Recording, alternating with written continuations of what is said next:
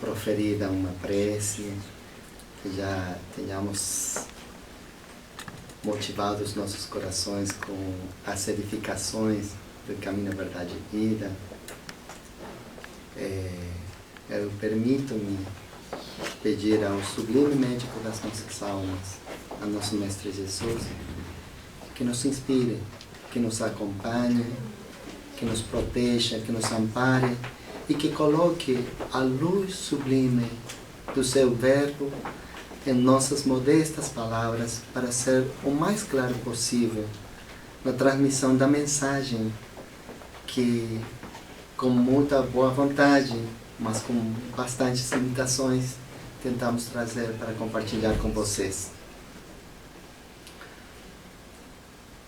Medicina e Espiritismo foi a temática escolhida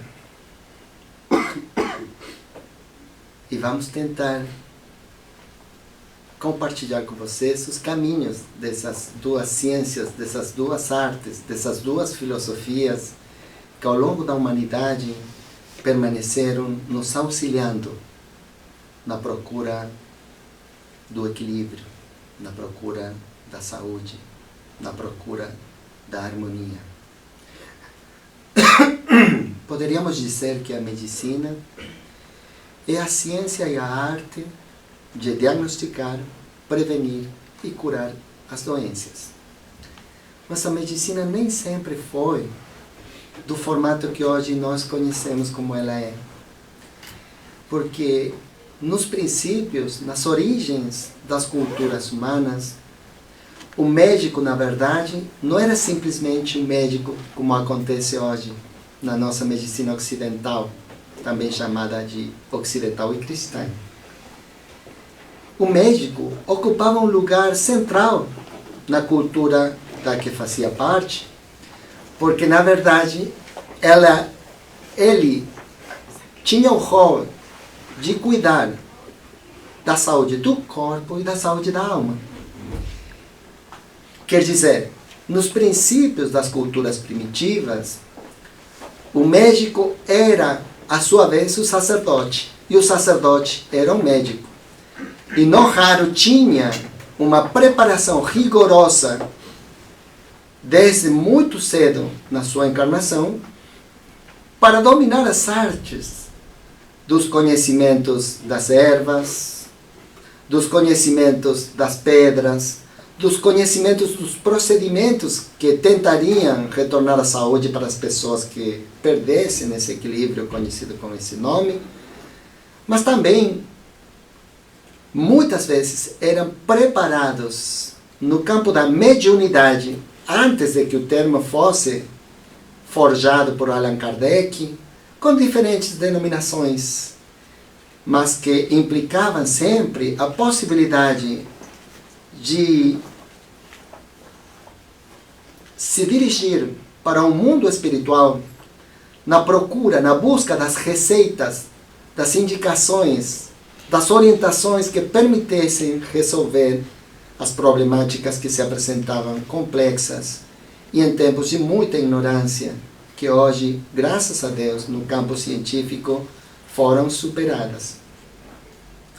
A medicina foi fazendo o seu caminho e notáveis representantes da sua história, principalmente nas origens da cultura grega, como Hipócrates, como Galeno e tantos outros que foram os alicerces da moderna medicina, fizeram os seus aportes fundamentais que ao longo da história foram sendo aprimorados por diferentes representantes, dentre eles Paracelso, que sabemos por informação de muito boa fonte, foi o mesmo espírito que depois reencarna séculos mais para frente com o nome de Samuel Cristiano Federico Hahnemann, criando uma metodologia que seria a homeopatia, que é uma proposta ocidental, dentre muito poucas propostas ocidentais, que considera como modelo antropológico a dimensão espiritual do homem e considera, do mesmo jeito que encontramos no Livro dos Espíritos, na codificação espírita, a presença do fluido vital, que ele chama de energia vital. E os princípios por ela aplicada consistem em uma dinamização do princípio dos elementos utilizados como medicamentos que vão atuar no fluido vital do sujeito para procurar o reequilíbrio. Indubitável é o grande aporte que significou para a história da medicina, muito mais perto dos nossos tempos, o que significou Pasteur. Pasteur descobriu, para a compreensão da problemática das doenças, um mundo infinito que permanecia cego para o homem, que era o mundo dos micro-organismos, desvelando essa realidade que permitiu atingir, abranger de um jeito nunca antes conseguido o campo das infecções.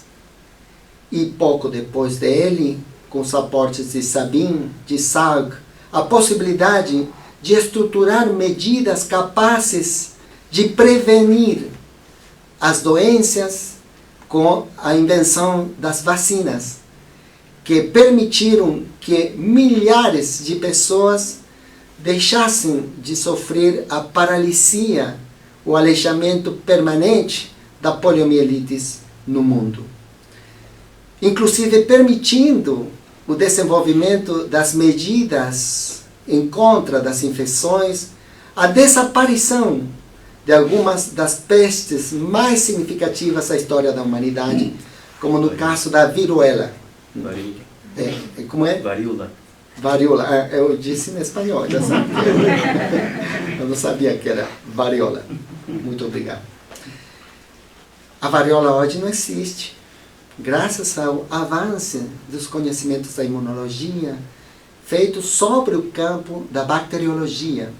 E aquele homem fantástico, que desvelou essa metade da realidade do homem, Pasteur, ele que tinha uma visão espiritualista da realidade, foi quem acunhou aquela frase que acostumamos citar em nossas palestras, em nossas conversas, porque ele dizia que a ciência sem a religião é manca, e a religião sem a ciência é cega, o que é uma grande verdade.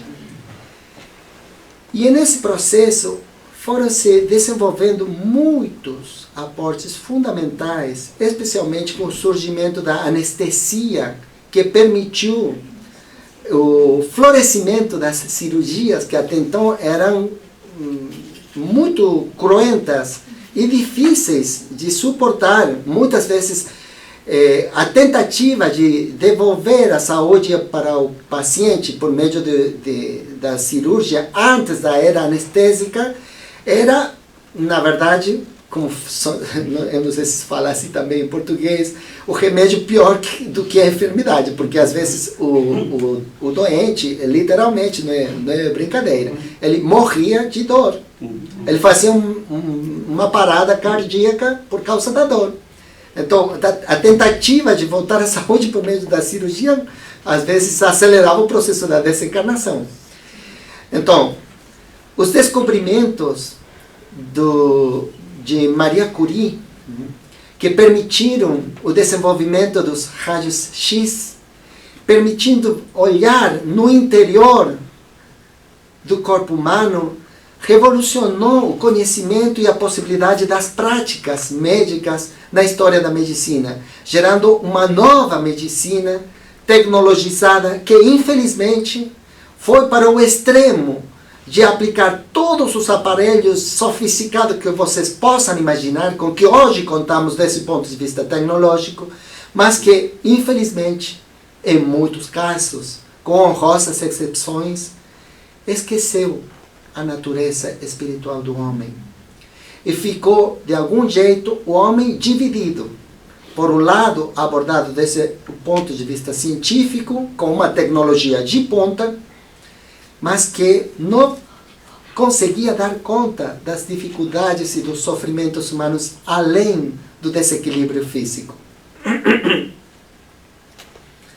Mas em todo esse processo, num momento muito singular da evolução da humanidade, nos meados do século XIX, chamado do século das luzes, onde França, sob o império de Napoleão III, brilhava pela sua importância e a sua influência no campo das ciências, no campo das artes, no campo da literatura, no campo da pintura. Um homem formidável, o professor Hippolyte Denisard Rivail, escolhido pela espiritualidade superior, trouxe para o mundo uma nova revelação. A revelação que já fora prometida por o primeiro dos consoladores do planeta, o Cristo de todos nós. O Jesus Cristo que no Evangelho de João, capítulo 14, versículos 16, 17 e seguinte, afirmara, frente à tristeza dos seus discípulos, que ele tinha que partir, mas enviaria um outro Consolador para que permanecesse com eles até o fim dos tempos. E esse Consolador, o Espírito da Verdade, o Paráclito, recordaria todas as coisas que ele tinha ensinado, mas acrescentaria o ensino de muitas outras coisas novas.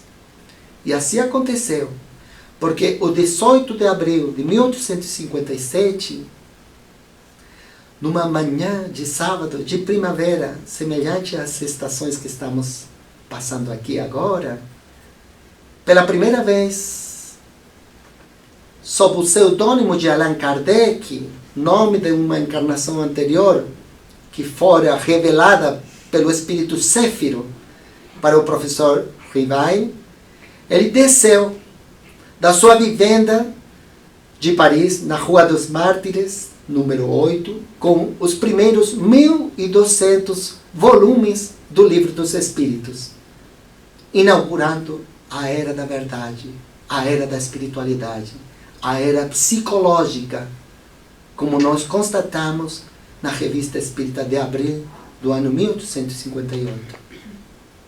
Era um momento muito singular para o processo evolutivo da humanidade. Desde o ponto de vista filosófico, se hacía preponderante a proposta do grande filósofo francês Auguste Comte, representante e fundador do positivismo.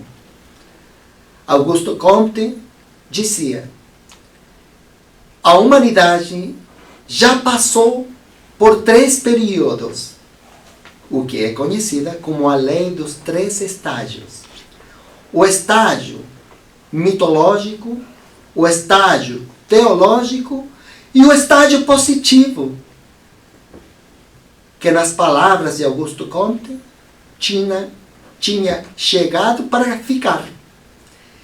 E plantejava o estágio positivo, que para que qualquer coisa fosse ciência, precisava cumprir com certos pré-requisitos, como, por exemplo, a possibilidade de ser experimentado, ponderado, quantificado, criando o que até hoje se aplica no campo da ciência, que é conhecido como um método positivo. A humanidade, por milênios, recebeu em diferentes momentos, em diferentes locais, em diferentes latitudes do planeta, mensagens de Deus, criando diversas propostas religiosas, todas baseadas em 3 fundamentos: a existência de Deus, a existência da alma e da sobrevivência da alma após a morte do corpo físico, e as consequências para essa alma na vida pós-mortem, dependendo do jeito que ela tinha atuado mientras encarnada. Todas as tradições espiritualistas e religiosas ensinaram e ensinam ainda hoje suas prédicas sobre esses 3 fundamentos essenciais. Mas, depois do desenvolvimento do pensamento filosófico que chegara até Augusto Comte, depois de passar pelo dogmatismo no discurso do método de René Descartes, a proposta dos empiristas Francis Bacon, Hume e Locke, uma mente brilhante, Immanuel Kant, no ano de 1871, pouco antes da codificação, ele publicava um livro maravilhoso, A Crítica da Razão Pura. E nesse livro, ele conseguia um salto qualitativo na história do pensamento para a humanidade formidável.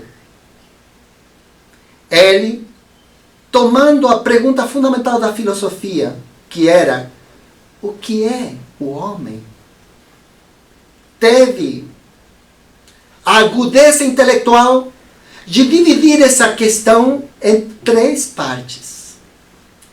Não podendo responder diretamente o que é o homem, ele decidiu primeiro se ocupar de responder o que é que eu posso conhecer. Quer dizer, o que é o que o homem pode conhecer?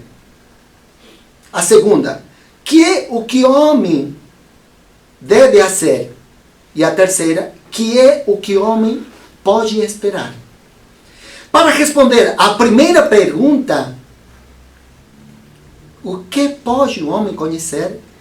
Ele desenvolve toda uma resposta filosófica que está contida no livro A Crítica da Razão Pura, com os paralogismos da razão. E o objetivo fundamental dele, que era deísta, mesmo sendo a mente mais brilhante da época, era conseguir uma resposta a respeito dos objetos de estudo da metafísica, que eram Deus, alma ou imortalidade e liberdade ou mundo, desde o ponto de vista filosófico. Immanuel Kant, no livro A Crítica da Razão Pura, ele disse textualmente, na introdução: tem a razão humana o singular destino de se ver agobiada por questões de índole tal que não pode evitá-las, porque a sua própria natureza assim impõe, mas que não pode resolver porque a seu alcance não se encontra. Ele estava referindo-se às ideias espiritualistas da humanidade, mas ele queria saber se era possível ser abordado como ciência. A ideia de Deus, a ideia da alma ou da imortalidade, a ideia da liberdade ou do mundo, desde o ponto de vista filosófico. E como a sua conclusão era que só podia entrar no entendimento aquilo que passava pela experiência sensível, os objetos de estudo da metafísica, Deus, alma e mundo, não eram possíveis como ciência. Porém, ele mesmo, o que muitos hermeneutas e exégetas da sua obra não enfatizam ou não perceberam, ele disse na mesma introdução: mas, se a metafísica não é possível como ciência, a ciência não tem condições para se pronunciar sobre os objetos de estudo da metafísica. Quer dizer, se ela fala a favor, não tem respaldo. Se ela fala contra, não tem importância. E era verdade quando ele escreve isso.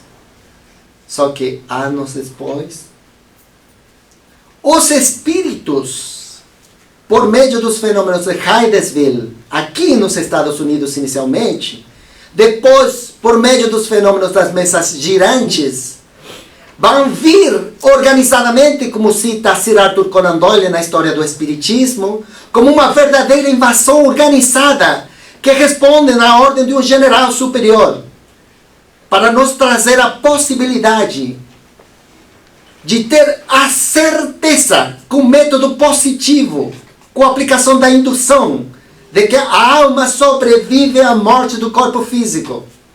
E pela primeira vez na história da humanidade, com a chegada do Espiritismo, assistimos a uma religião que é ciência, a uma ciência que é religião.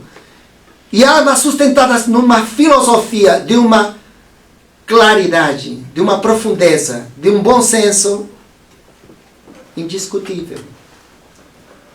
Irmãos, eu peço que tomemos consciência do que isso significa para a história da humanidade.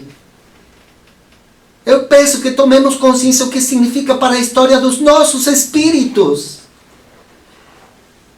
Íamos perdidos no mundo, com a obrigação de escolher. Tínhamos só duas opções. Ou escolhíamos a ciência e ficávamos mancos, ou escolhíamos a religião e ficávamos cegos. Não era possível integrar as duas grandes alavancas do progresso humano. Até chegou o Espiritismo. O Espiritismo propõe uma fé racional. Só inquebrantável é aquela fé que pode olhar frente a frente a razão em todas as idades da humanidade. Ou como fala Emmanuel, no Consolador Prometido por Jesus, recebido pelas abençoadas mãos de Chico Xavier. Ou ter a fé é ter alcançado a possibilidade de não dizer eu acho, eu creio, mas eu sei, afirmar, eu sei, com todos os valores da razão iluminados pela luz do sentimento. E acrescenta, obter essa fé não pode se apagar em nenhum momento da sua vida. E sabe intensificar a amplitude da sua iluminação pelo esforço, pela responsabilidade, pela dor, pelo dever cumprido. E aparece essa nova era para a humanidade. E o 1º de janeiro de 1858, Allan Kardec publica o primeiro número da Revista Spirit. E no 4º número de abril, um leitor escreve para ele: Mestre Kardec, poderíamos dizer que estamos assistindo ao alvorecer de uma nova era que supera o estágio positivo planejado por Augusto Comte, começando a caminhar o 4º estágio da humanidade, que poderíamos chamar de estado psicológico.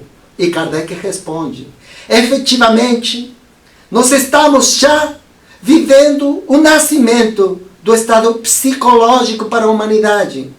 É por isso que nós consideramos Allan Kardec e a sua obra o fundador real da psicologia como ciência.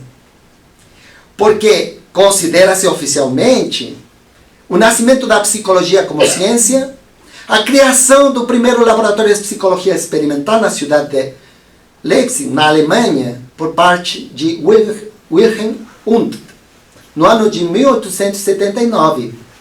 Mas Kardec, eu disse, 1º de janeiro de 1858, ele fala, quando publica a Revista Spirit, vocês sabem qual era o subtítulo da Revista Spirit? Como é? Estudos psicológicos. Diário de Estudos Psicológicos. Gente, 30 anos antes da psicologia como ciência. E por quê? Porque ele era um sábio. Ele foi escolhido pela espiritualidade superior para dirigir esse processo.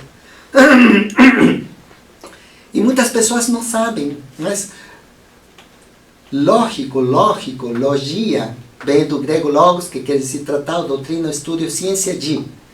Mas psico provém do latim psique, que provém do grego psige, que quer dizer alma. Etimologicamente, a psicologia é tratado, doutrina, ciência, o estudo da alma. E ele sabia com o que estava mexendo. E a psicologia nasceu como ciência, não por acaso, com a fundação do Laboratório de Psicologia Experimental. Por quê? Porque para responder à exigência do positivismo de Comte, era preciso poder medir, mensurar, ponderar os efeitos dos aspectos psicológicos. Por isso, toma-se a conduta e a criação do laboratório como o nascimento da psicologia. Mas o tempo passou e, felizmente, a ciência que procura a verdade atingiu a verdade. Porque depois da primeira força, surgindo a segunda força, conhecida como psicanálise, que já tinha como objeto de estudo não a conduta, mas o inconsciente freudiano, utilizando técnicas próprias e específicas como a interpretação dos sonhos, como a associação livre, surge nos meados da década do 20 a terceira força, conhecida como humanismo, o movimento pelo potencial humano, com o surgimento da Gestalt, da logoterapia, do psicodrama, da teoria sistêmica. Mas no ano de 1969, Anthony Sutic, Abraham Maslow e Stanislav Grof fundam a psicologia transpessoal, ou quarta força, que, falando rapidamente, é uma linha acadêmica que aceita e introduz a realidade dos fenômenos espirituais dentro da psicologia humana. Então, graças à psicologia transpessoal, a psicologia recobra o seu primitivo e original, essencial objeto de estudo, que era a alma, com um novo nome, o nome da consciência.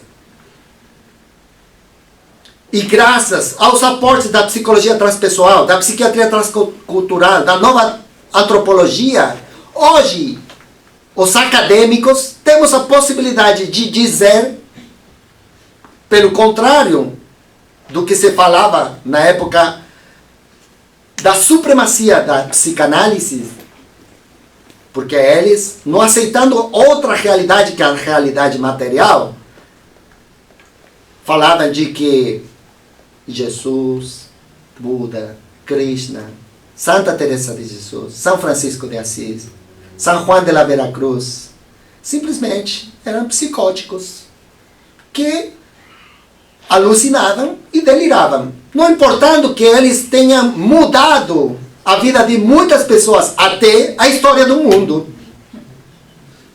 Simplesmente eram psicóticos. Com a psicologia transpessoal e essas outras ciências que eu mencionei para vocês,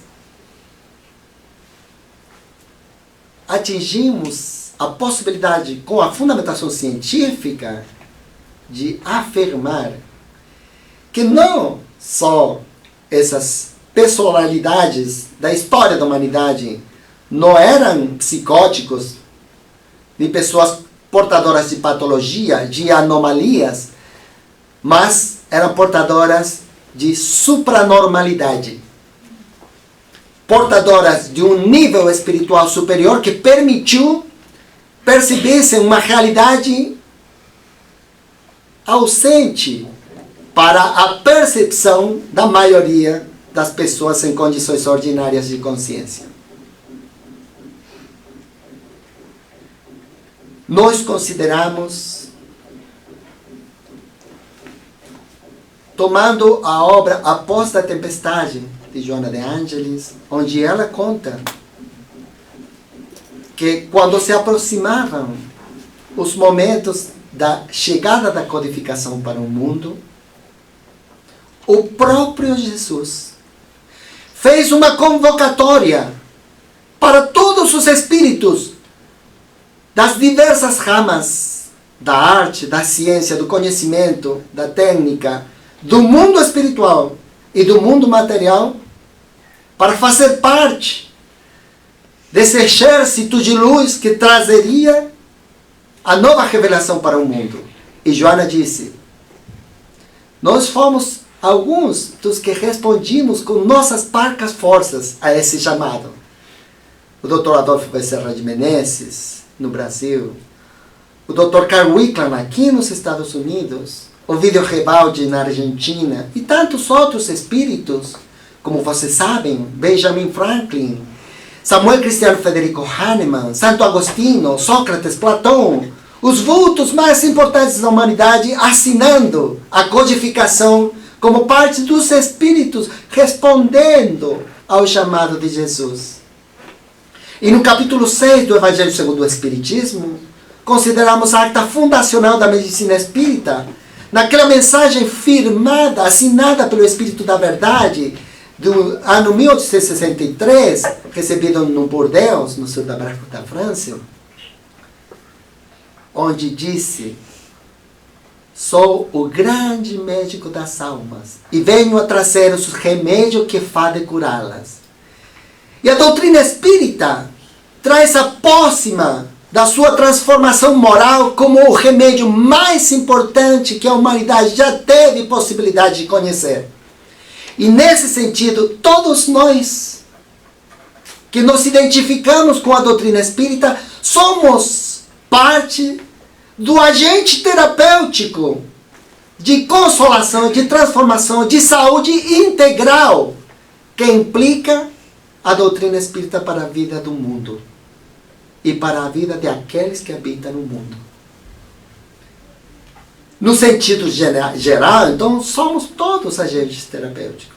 No sentido específico, logicamente, houve uma acumulação de experiências no campo da ciência médica, incorporando o conceito do espírito que iniciou o próprio Kardec.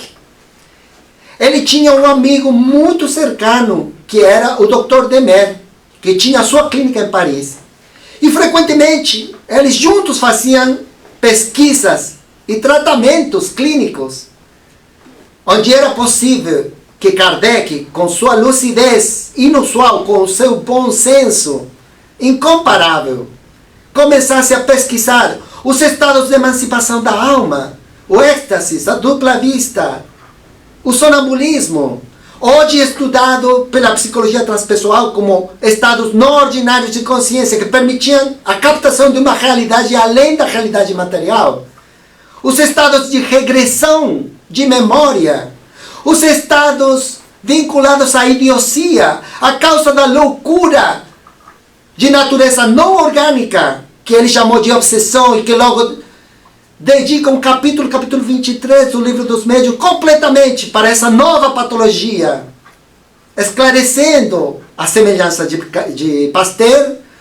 desvelando uma realidade suprema para a compreensão das desviações psicológicas do homem aqui na Terra. Kardec também ocupa-se das vinculações, das emoções, dos pensamentos no corpo físico e das repercussões do corpo físico nas percepções, nos ensaios do perispírito, na alma após a morte do corpo físico. Investiga questões vinculadas aos nascimentos compromissados, às reencarnações expiatórias, abrindo um monte de questões que posteriormente serão tomadas pelos pós-kardecianos, especialmente Gabriel Delaine, Gustavo Gelei, com obras fundamentais, a evolução anímica, do inconsciente ao consciente, Ernesto Bossano, o pai da criminalística, outro italiano, dedicando-se ao estudo da realidade que ele deixara plantejada nas suas pesquisas com o Dr. Demer. E Joana de Ângeles conta que quando desencarnaram esses grandes vultos, Amália Domingos Soler, o Coronel de Rojas, Albert de Rojas, José María Fernández Colavida, na Espanha, começa o anoitecer do movimento espírita na Europa e produz-se o nascimento, o renascimento da terceira revelação no Novo Mundo, desenvolvendo-se tarefas notáveis nos países, especialmente latino-americanos, mas também aqui nos Estados Unidos, em Centro-América, nos países insulares, ressurgindo com uma força renovada a verdade da terceira revelação. No ano de 1894, o Dr. Ovidio Revaldi inaugura a fase experimental da medicina espírita. No ano de 1897, o Dr. Adolfo Becerra de Menezes, com a publicação do livro A Loucura sob o Novo Prisma, inaugura a psiquiatria de cunho espírita antes da publicação das primeiras obras da psicanálise. Posteriormente, na década do 20, pela intervenção de um médium notável, Eurípides Barçanufo, e de uma mulher singular, Maria Modesta Cravo, que na cidade de Uberaba sofrera. Ela era muito católica, era feita da igreja, ela tinha uma cadeira cativa, só reservada para ela, do prestígio que tinha no seu povo. Mas ela sofreu uma doença na sua perna, que depois de consultar os melhores, porque ela tinha muito boa posição econômica e social, os melhores médicos da época, falando para ela que não tinha jeito. E se continuasse avançando a doença, seria preciso amputar.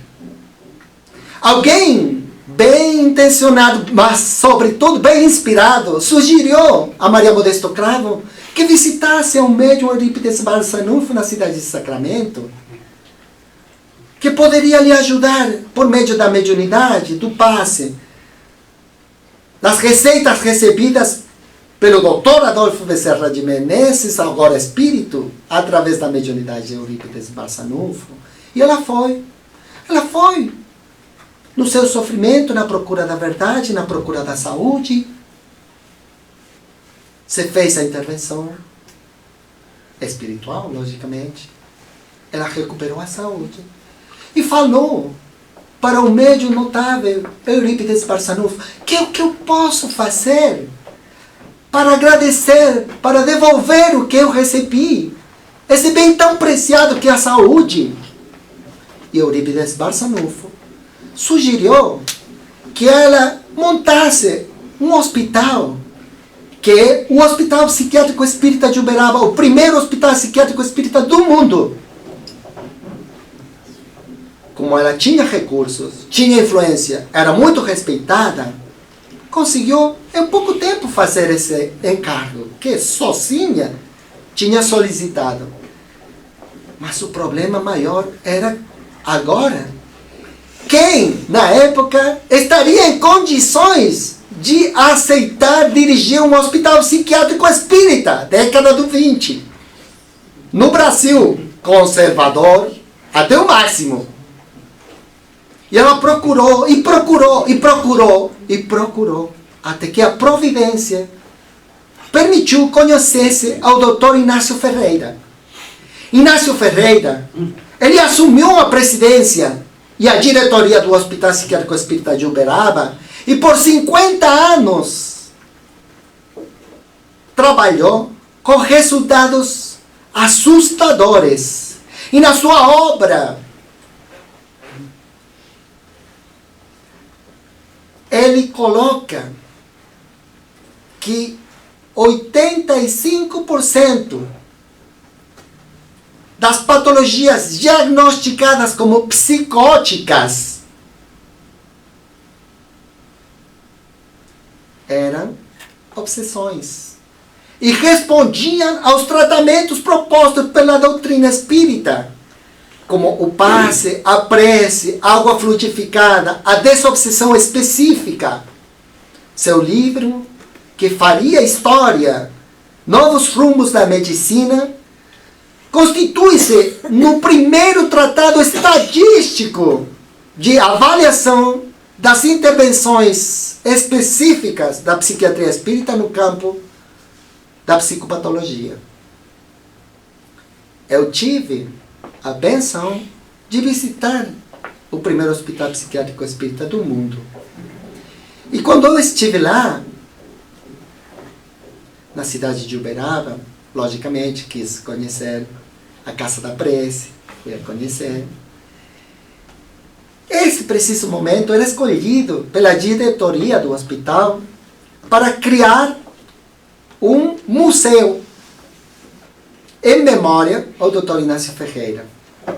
Então eu tive a abençoada oportunidade de ver as coisas que ele utilizava. E eu tirei foto, que eu quase nunca faço isso.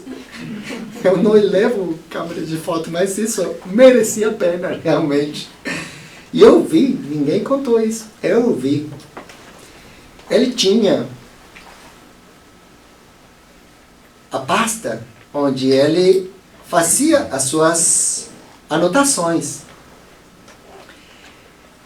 E me lembro muito bem que estava a descrição de uma moça que tinha sido internada, trazida com um desequilíbrio extremo. E ele tinha a sutileza e a precaução, a agudeza intelectual de, além de colocar toda a semiologia psiquiátrica do caso, uma foto, onde estava o rosto da jovem, realmente assustador. O cabelo de qualquer jeito, toda desajeitada, uma coisa assim, assustadora mesmo. Uma jovem com os olhos perdidos, olhando para um não sei o quê. E ele, ao concluir a descrição semiológica, eu acho que ele tinha algum sentido do humor assim um pouco esquisito.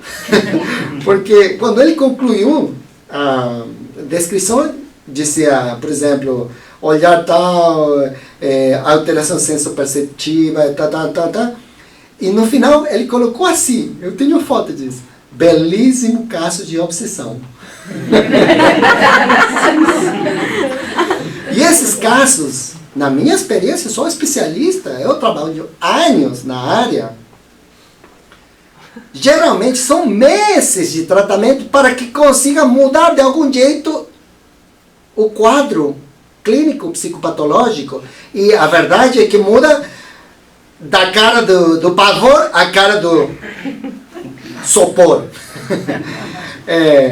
Mas, se não me lembro mal, em 15 dias estava a alta da paciente com a metodologia espírita e a foto. E realmente a foto era uma moça. Agora, a imagem da saúde, da alegria, da felicidade, num tempo impossível, incrível.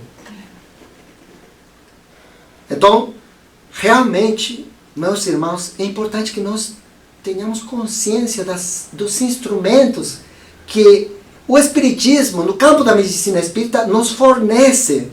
Porque esse trabalho, mesmo que coordenado naturalmente por uma pessoa capacitada, o Dr. Inácio Ferreira, ele não podia fazer, nem poderia fazer tudo sozinho. Ele trabalhava com equipes de médium no campo da desobsessão, equipes de fluidoterapia, equipes de prece, equipes de atendimento específico para esses pacientes. Quer dizer, somos todos agentes terapêuticos da maravilhosa proposta da medicina espírita. Porque eu fui convidado para falar de medicina e espiritismo, mas eu aspiro a falar de medicina espírita, que não é nenhuma nem a outra. É uma conjunção enriquecedora dos recursos de uma e de outra, com um modelo antropológico totalmente revolucionário. Estamos em condições acadêmicas de falar que hoje o homem, pela própria Organização Mundial da Saúde, recomenda ter em conta o aspecto espiritual do homem. Porque aquela definição que todo mundo conhece, do ano de 1978, do Congresso da Alma Ata, da Organização Mundial da Saúde, que disse: saúde é o estado de completo bem-estar biológico, psicológico e social, e não meramente a ausência da enfermidade, foi superada pela própria Organização Mundial da Saúde. No ano de 1986, a Organização Mundial da Saúde acrescentou a importância da compreensão e da integração da dimensão espiritual do homem. A enquestadora mais prestigiosa do mundo, Gallup, fez uma consulta telefônica no mundo inteiro e constatou, pelo menos para os países latino-americanos que a quantidade de pessoas espiritualistas que acreditam em Deus, que têm alguma tendência espiritual ou religiosa, é 91%. Quer dizer, se eu, no meu país, se vocês, nos seus países de origem, atendem uma pessoa, são agentes de saúde, atendem uma pessoa sem ter em conta o aspecto espiritual, de 100 que atendem, 91 estão mal atendidas. Estadística, meus irmãos, eu não estou inventando nada. É tudo totalmente, rigorosamente documentado. E a ponta foi o Hospital Psiquiátrico Espírita de Uberaba. Mas depois, como se fosse um incêndio, começaram a surgir no Brasil todo infinidade de instituições vinculadas à medicina espírita. Hoje, com mais de 100 hospitais psiquiátricos espíritas no Brasil todo. E nós, na Argentina, temos a Clínica Felipe Pinel, que também aborda, desde a perspectiva espírita, a problemática da psicopatologia. Criou-se a VEPROSAN, Associação Brasileira de Profissionais da Saúde Mental. Criou-se a Associação Médico Espírita, primeiramente de São Paulo, de Rio de Janeiro. Já existe a Associação Médico Espírita Brasileira, a Associação Médico Espírita Argentina, da qual eu tive a honra de presidir e de fundar. E no ano de 1998, em Portugal, nós fundamos 6 países: Brasil, Argentina, Panamá, Portugal, Guatemala e Colômbia, a Associação Médico Espírita Internacional. Quer dizer, um movimento organizado de profissionais espíritas da saúde com a possibilidade de brindar respostas totalmente abrangentes à realidade multidimensional do homem, porque hoje o homem cientificamente não é mais um ser de 3 dimensões: biológica, psicológica e social. Quer dizer, corpo físico, pensamentos, afetos, vontade, imaginação, crença, memória, psicológico, sociológico, sua família de primeiro grau, nuclear, a família de segundo grau, pertence a diferentes comunidades, mas também é um ser biopsicossócio-espiritual, e a sua realidade espiritual muda a concepção e faz repensar o que entendíamos por biológico, por psicológico e por social. E além disso, é um ser tetradimensional inserto numa realidade ecológica, com elementos bióticos e abióticos, porque nós interagimos permanentemente com as montanhas, com a água, com nossos cachorros na casa, com os passarinhos que cantam, com as árvores que entregam o seu oxígeno para a nossa possibilidade vital e aproveitam o anidrido carbônico que nós enviamos inconscientemente para eles. É uma realidade maravilhosa. Nunca antes, como hoje, o mundo viveu a época que está vivendo. É a era da regeneração. Joana de Ângeles afirma: amanhece a era nova, convocando os espíritos ao encontro com a verdade. E essa é uma verdade hoje incontestável para quem tem olhos de ver e ouvidos de ouvir. Nunca houve como hoje tantas pontes tendidas da ciência para a espiritualidade, da religião para a ciência. Nunca houve como hoje tanto encontro e entendimento entre as ciências, que é transdisciplina, entre as religiões, que é ecumenismo. Assistimos ao limiar da transformação do nosso processo evolutivo e precisamos ser trabalhadores da última hora, agentes terapêuticos da medicina espírita. Porque o maior remédio que a humanidade já conheceu é o amor. Nenhuma doença resiste-se ao amor. Mas para nós conseguir os resultados formidáveis do amor do Cristo, precisamos cultivar, conquistar, desenvolver, fazer germinar em nós o homem novo que foi semeado há muito tempo pelo amigo incomparável de todas as horas. E hoje, um médico daqui dos Estados Unidos, que eu tive também a benção de conhecer, quando ele visitou o nosso país, o Dr. Robert Eder.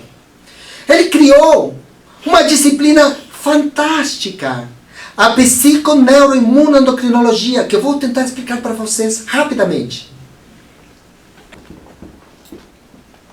São os 4 sistemas de homeostase, quer dizer, de equilíbrio do organismo.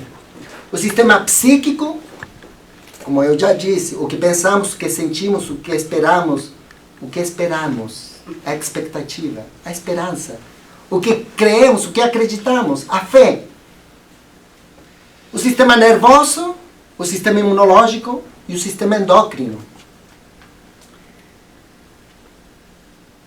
Galeno, considerado um dos pais da medicina, falou no século II, há mais de 1800 anos, as mulheres tristes enfermam mais do que as mulheres alegres, coisa que é uma grande verdade empírica. E eu digo às vezes que Galeno, em parte, tinha que ser um pouco machista, porque também acontece com os homens. É verdade que a mulher é mais sensível, então tem mais possibilidade de fazer isso, mas também é verdade que acontece com os homens. Isso que todo mundo sabe, pela clínica, pela observação direta, por uma questão empírica. O Dr. Robert Eder conseguiu desvelar. Porque todo mundo sabia que acontecia, mas ninguém podia explicar como é que isso acontecia. Agora temos, degrau por degrau, eslavão por eslavão, todo o processo. Eu vou dar um exemplo. Essa não escreve. Mais bonita.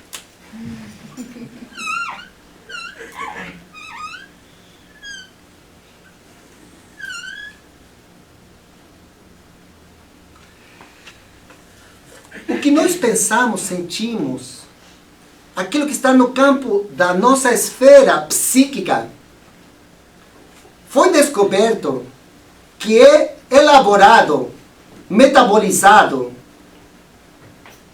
tramitado por uma área do nosso sistema nervoso que é conhecida como sistema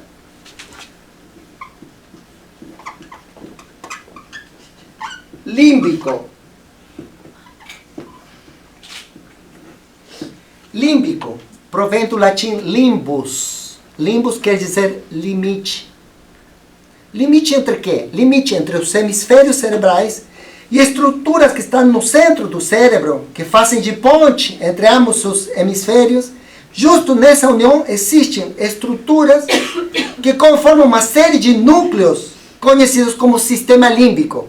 E não por acaso também batizados como cérebro emocional ou cérebro visceral. O que quer dizer? Que aí é onde se metabolizam as nossas emoções, aquilo que sentimos. E visceral por quê? Porque daí partem referências nervosas capazes de produzir efeitos em toda a nossa economia fisiológica. Por isso é que, não sei se aqui fala-se assim, quando alguém tem muito medo, o que pode acontecer? Pode ou não pode? E por que acontece isso? Por efeito visceral da emoção intensa. Por que quem tem muita ansiedade começa com sintomas de gastrite? Porque a emoção provoca, por meio do sistema nervoso, respostas específicas no seu organismo. E assim para frente, qualquer emoção tem uma resposta, um padrão específico próprio. Se lembrem, o que acontece se vocês estão numa situação onde recebem um susto tremendo? O que acontece, por exemplo, com a respiração?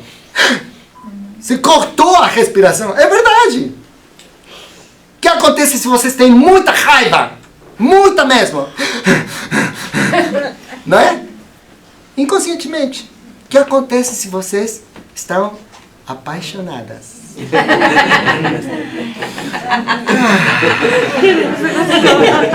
Não é? O padrão respiratório muda. O padrão muscular muda, porque estava com bronca, com raiva. E agora... Ótimo, né? Espero trazer boas lembranças para vocês.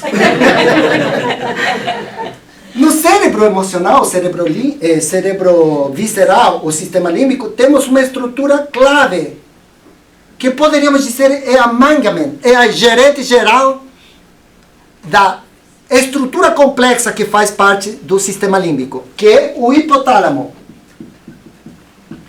No hipotálamo, estudaram-se claramente formações neuropeptídeas, desde o ponto de vista químico, que atuam como fatores liberadores, que estimulam, ou fatores inibidores, fatores liberadores, ou fatores inibidores, de uma outra glândula aqui muito importante, que é a hipófise, que é a mangamento do sistema endocríneo. Quer dizer, ela domina a todas as outras glândulas de secreção endocrínia.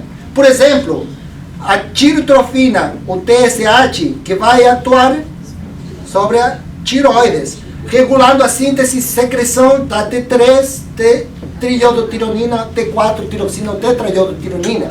Por exemplo, a adrenocorticotrofina, que vai atuar sobre umas estruturas como casquetes acima dos rins suprarrenais, regulando a síntese e secreção dos corticoides naturais, mineralocorticoides, glucocorticoides, gonadocorticoides.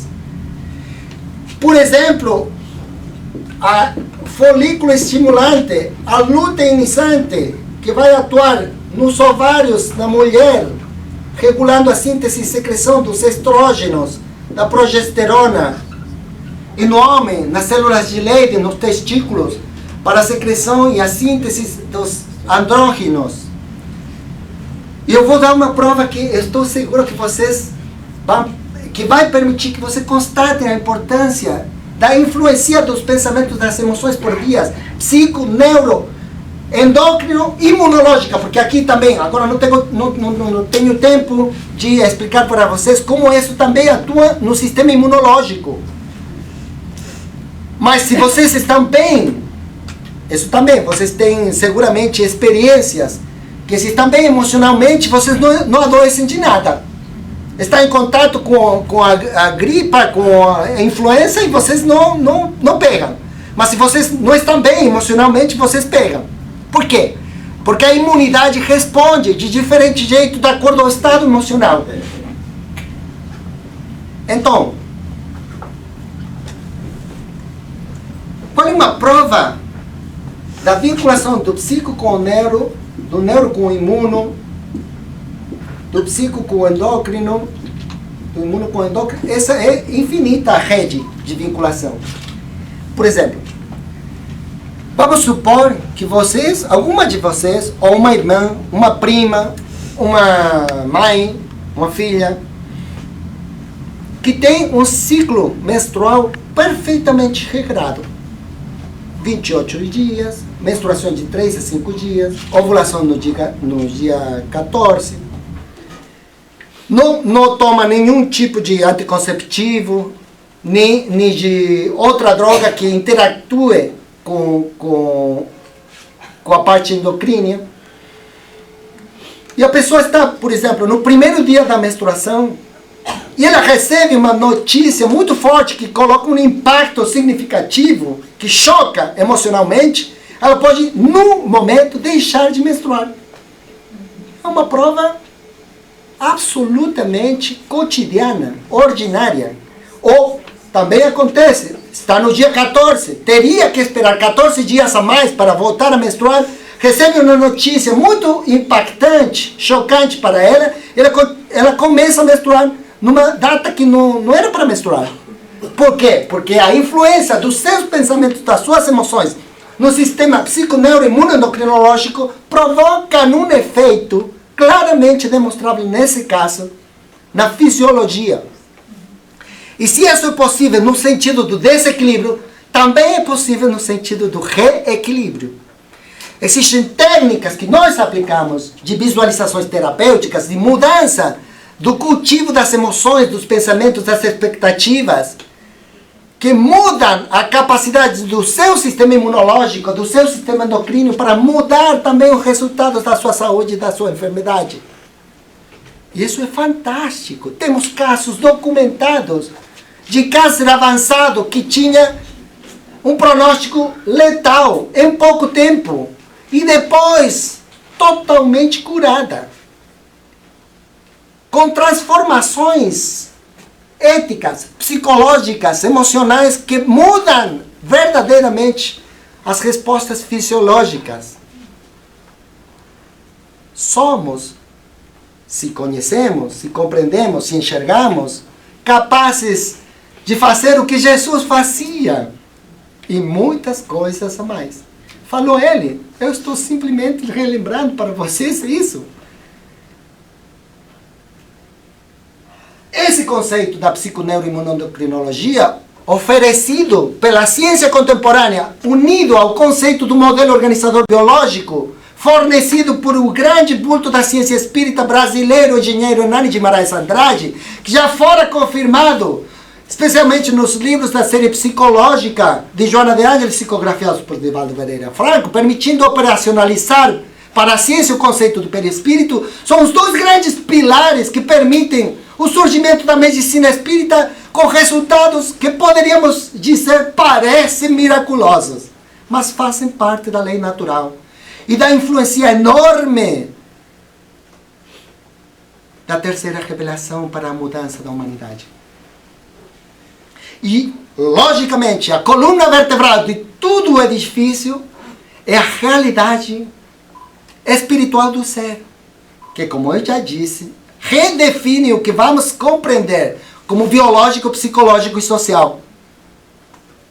Porque há uma biologia transcendental, há uma psicologia transpessoal, há uma sociologia que inclui não só a vivência entre nós, mas entre eles, comigo, com você, com quem está com você, com quem está comigo.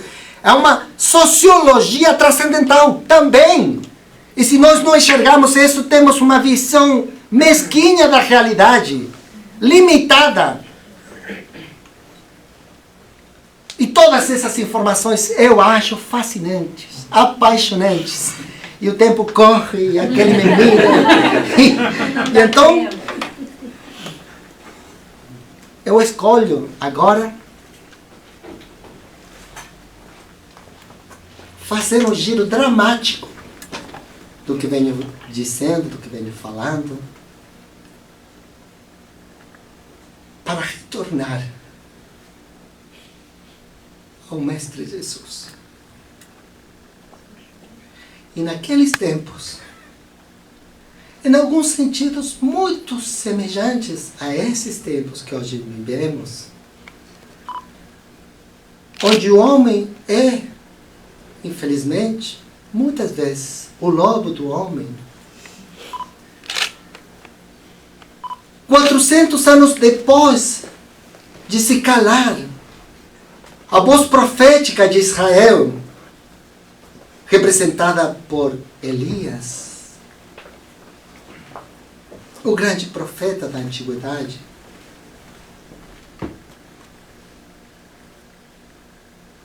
uma boa nova começou a espalhar-se pelo mundo.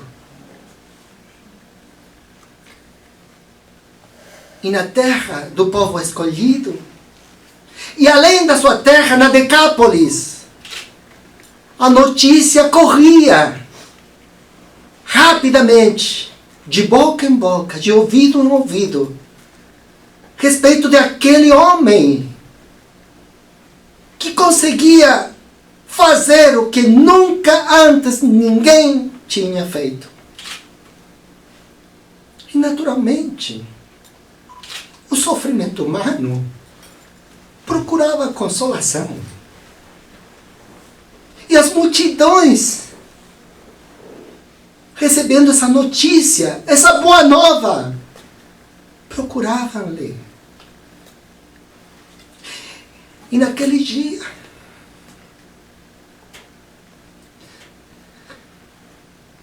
humilde casinha branca, do lado setentrional do Mar da Galileia, que pertencia a Simão Pedro.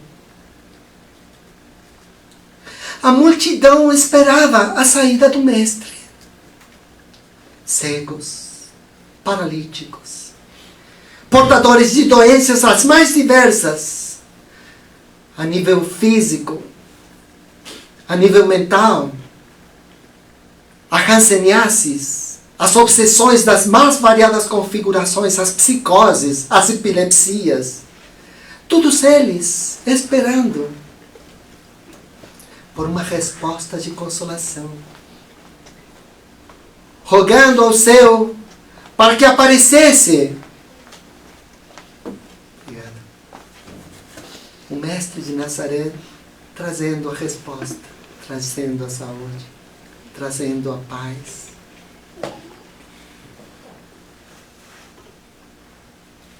Ele apareceu. E sua imagem parecia enquadrada por uma janela, onde atrás podia enxergar-se o mar turquesa de Genesaret, o seu olhar profundo.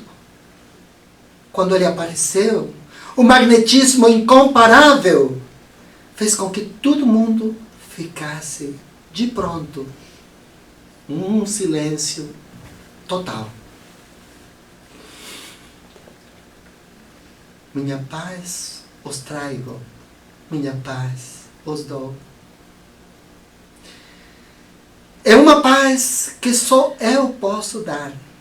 Não é a paz que o mundo pode lhes entregar, porque é a paz que resulta da consciência reta e da conduta correta. Minha paz os trago.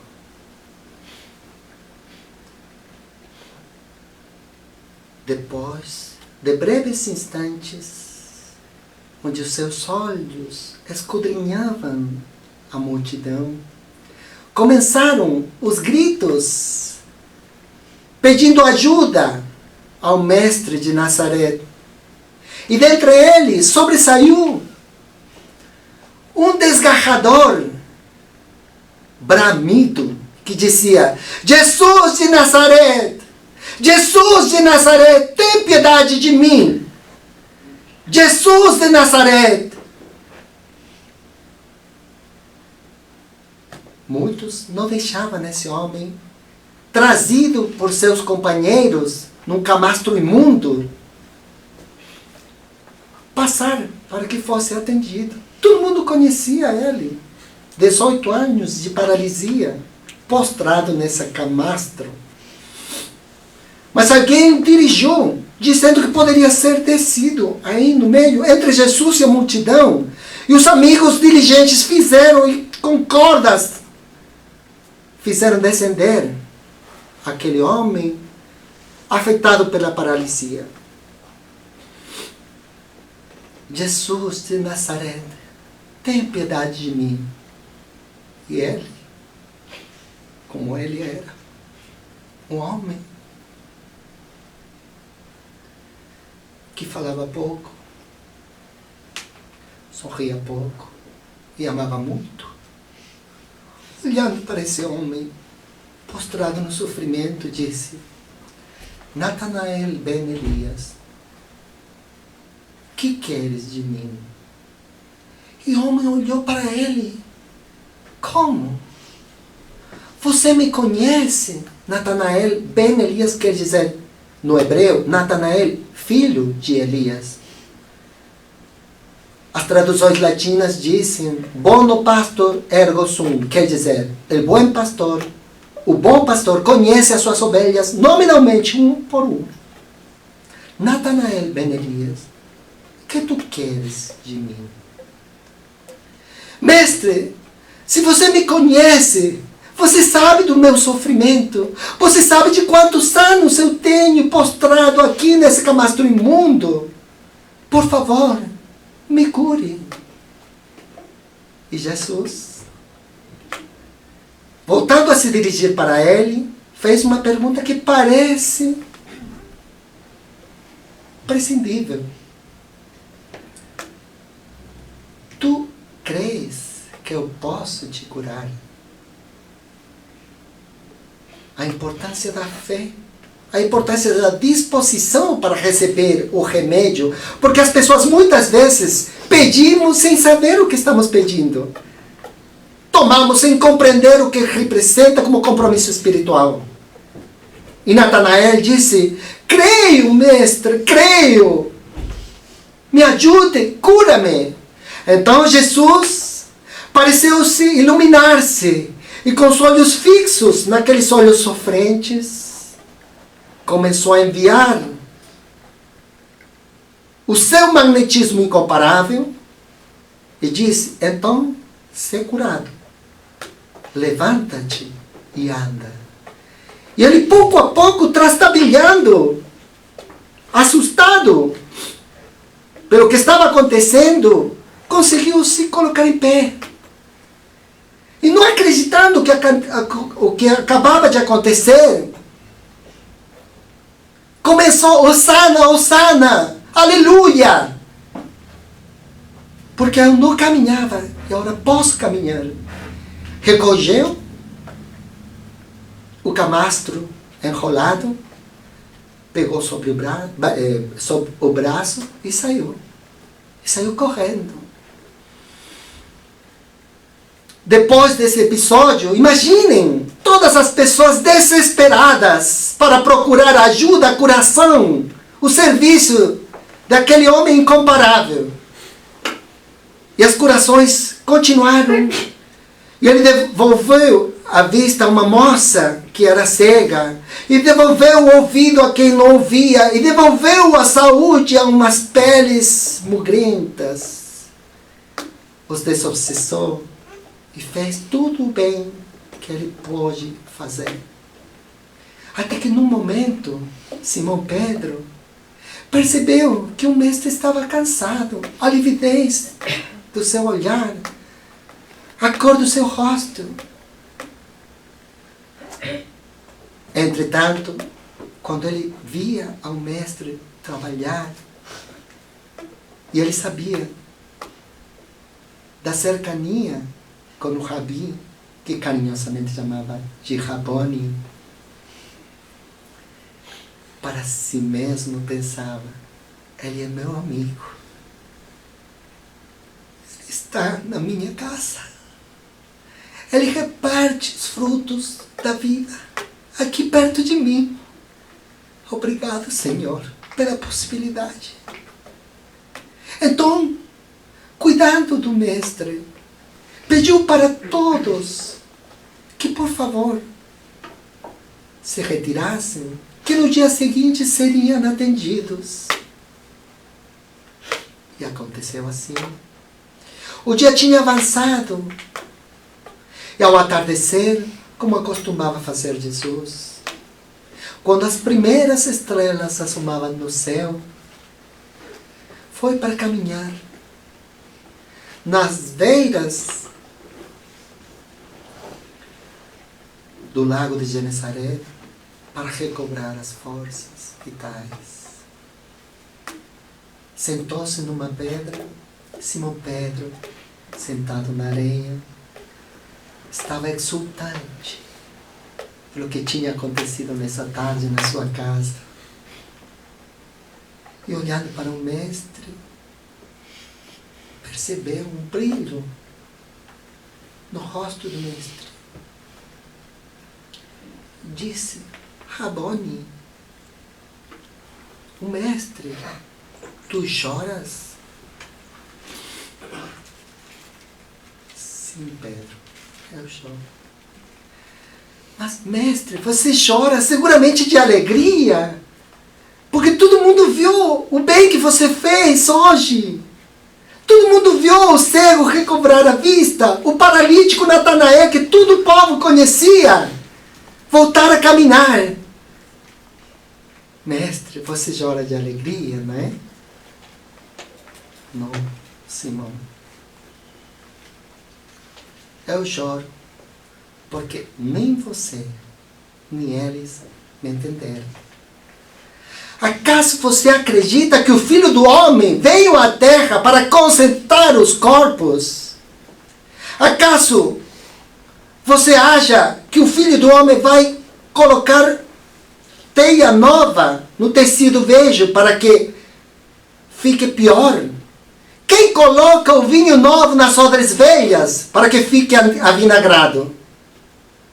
Não, Simão Pedro. Eu não vim para consertar corpos.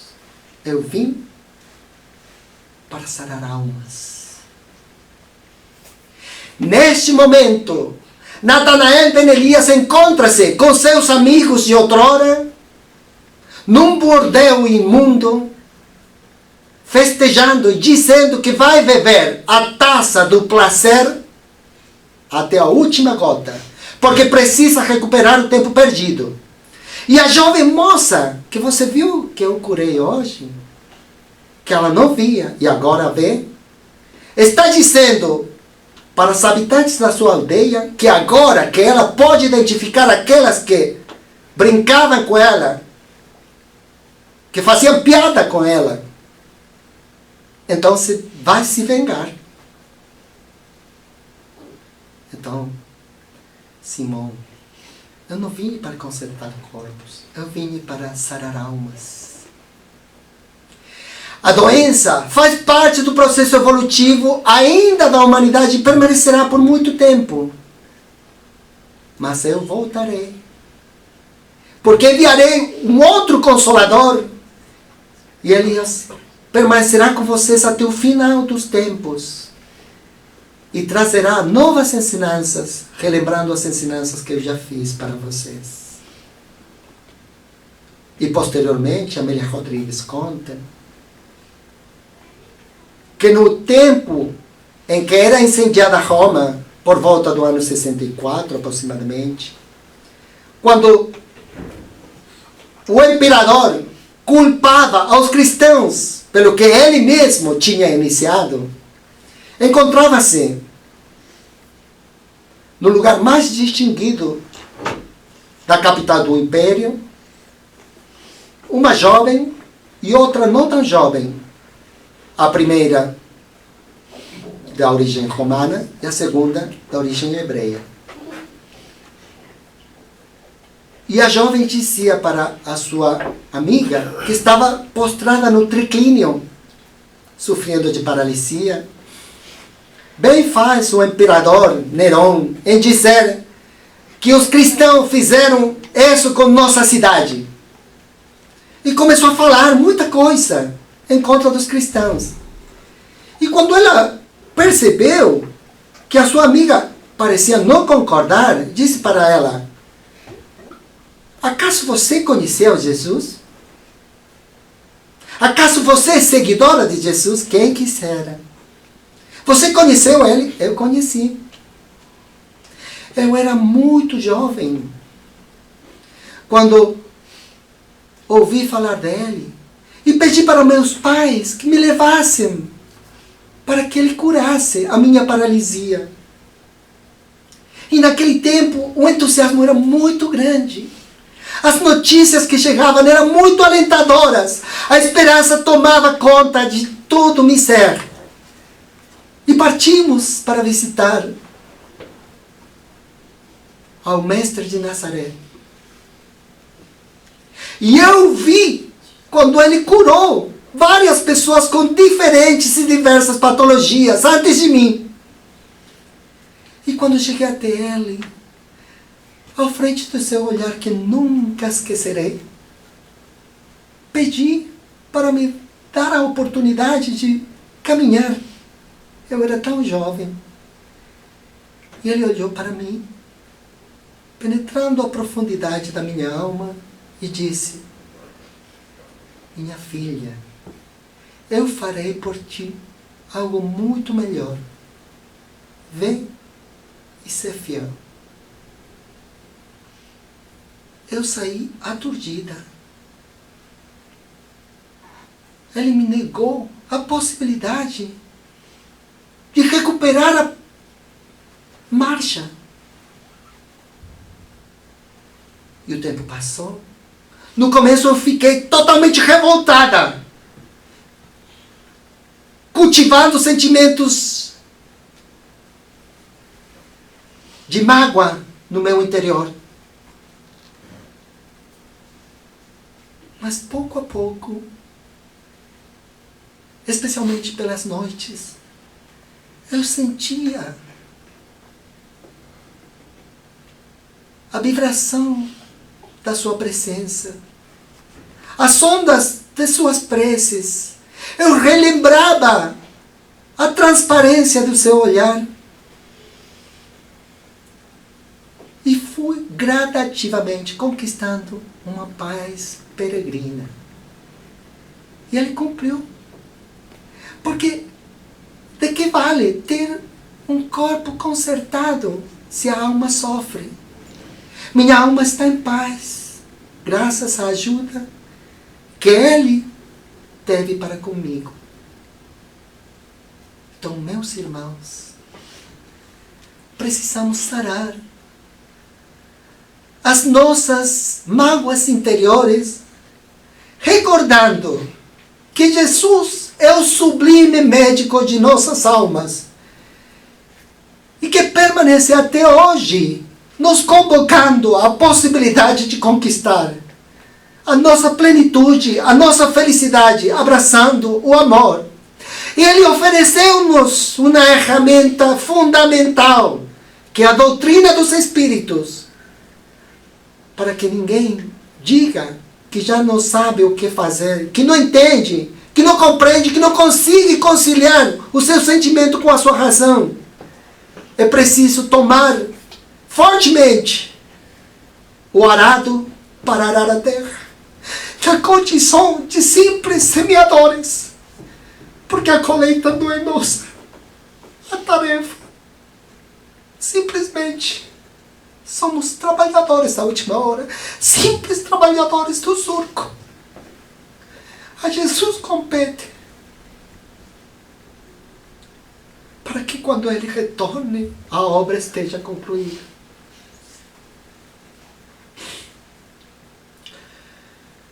Muito obrigado pela sua atenção.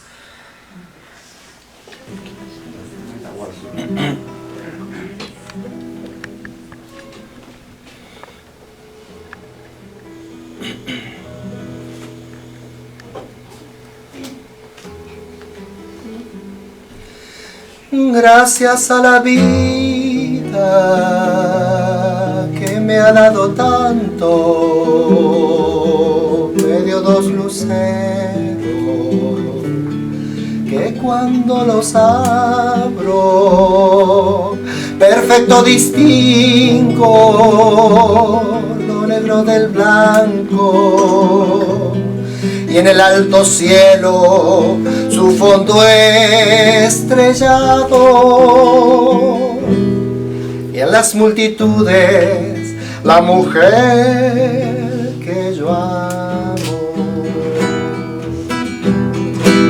Gracias a la vida que me ha dado tanto, me ha dado la marcha de mis pies cansados, con ellos anduve ciudades y charcos, playas y desiertos, montañas y llanos, y la casa tuya, tu calle y tu patio. Gracias a la vida que me ha dado tanto, me ha dado el sonido y el abecedario, con él las palabras que pienso y declaro. Padre, amigo, hermano y luz alumbrando la ruta del alma de la que estoy amando. Gracias a la vida que me ha dado tanto, me dio el corazón que agitas un barco, cuando miro el fruto del cerebro humano, cuando miro el bueno tan lejos del malo, cuando miro el fondo de tus ojos claros. Gracias a la vida que me ha dado tanto, me ha dado la risa y me ha dado el llanto. Así yo distingo dicha de quebranto, los dos materiales que forman mi canto.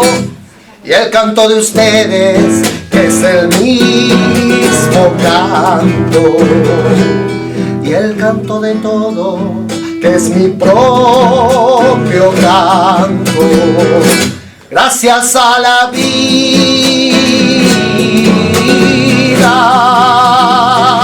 gracias a la vida,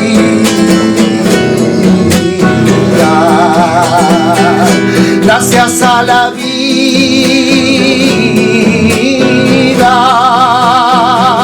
gracias a la vida.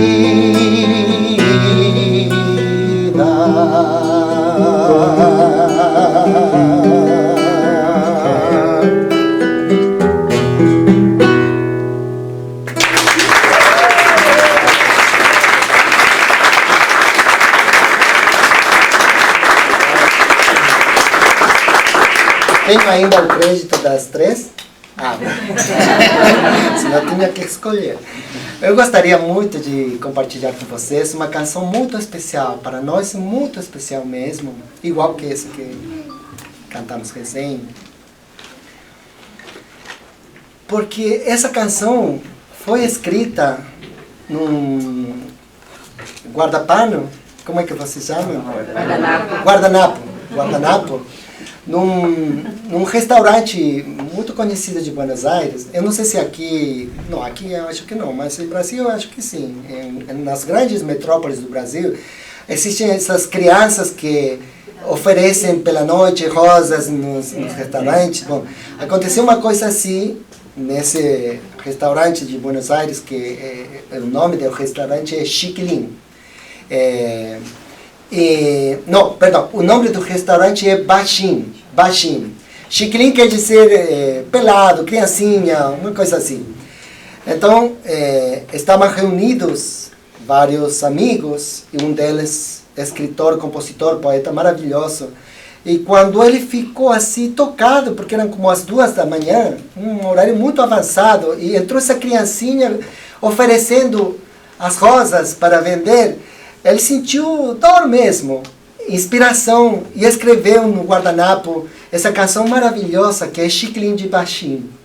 E depois ela foi musicalizada pelo grande bandoneonista argentino Astor Piazzolla. E eu quero compartilhar com vocês essa canção, porque nós temos uma tarefa com meninos da rua muito linda que abastece os nossos corações. E essa canção apresenta a problemática, né?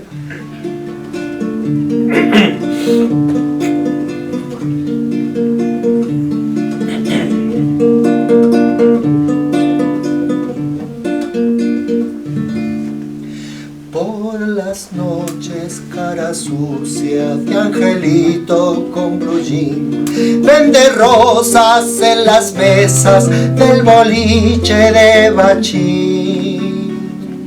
Si la luna brilla sobre la parrilla, come luna y pan de hollín. Cada día en su tristeza, que no quiere amanecer, lo madruga un 6 de enero con la estrella del Belén. Si 3 reyes magos roban sus zapatos, uno izquierdo y el otro también, Chiquilín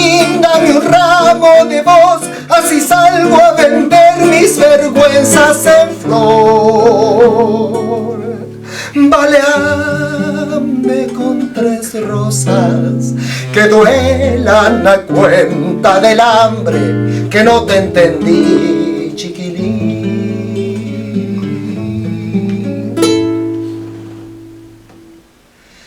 Cuando el sol pone a los pibes delantales de aprender, él aprende cuántos ceros le quedaban por saber. Y a su madre mira, gira que te gira, pero no la quiere ver. Cada aurora en la basura, con un pan y un tallarín, se fabrica un barrilete para irse y sigue aquí. Es un hombre extraño, niño de 1000 años, que por dentro le enreda el piolín. Chiquilín, dame un ramo de voz, así salgo a vender mis vergüenzas en flor. Baleame con 3 rosas que duelan a cuenta del hambre, que no te entendí.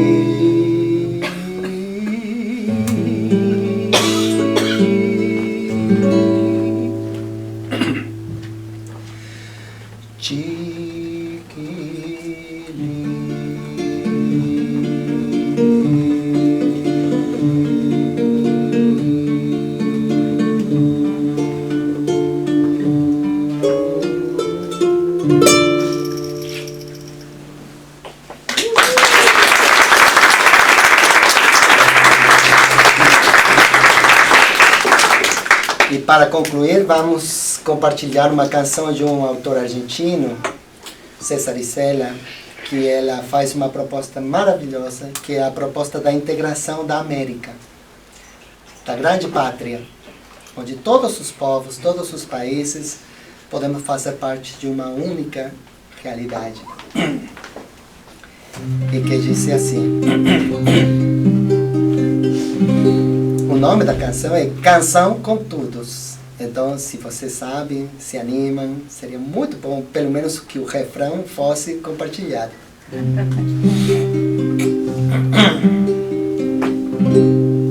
Salgo a caminar por la cintura cósmica del sur, piso en la región más vegetal que el tiempo y que la luz. Siento al caminar toda la piel de América en mi piel, y anda en mi sangre un río que libera en mi voz su caudal. Sol de Alto Perú, rostro Bolivia, estaño y soledad. Un verde Brasil besa mi Chile, cobre y mineral. Subo desde el sur hacia la entraña América y total, pura raíz de un río destinado a crecer y a estallar. Todas las voces, todas las manos, toda la sangre puede ser canción en el viento. Canta conmigo, canta, hermano americano, liberando